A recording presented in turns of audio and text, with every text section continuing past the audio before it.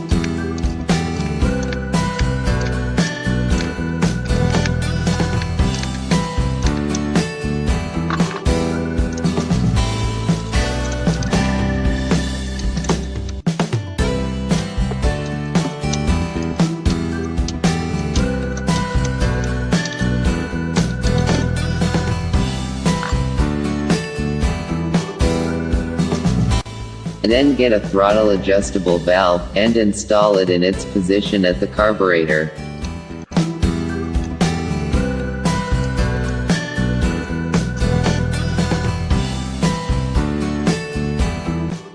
Now then get a choke wire cable and attach it on the choke lever.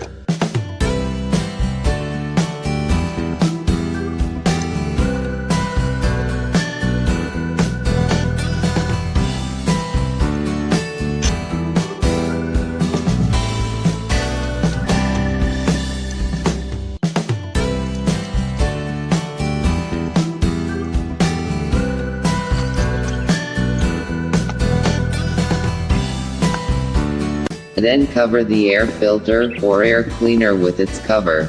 It bolts with a screwdriver, and tightens the bolts firmly.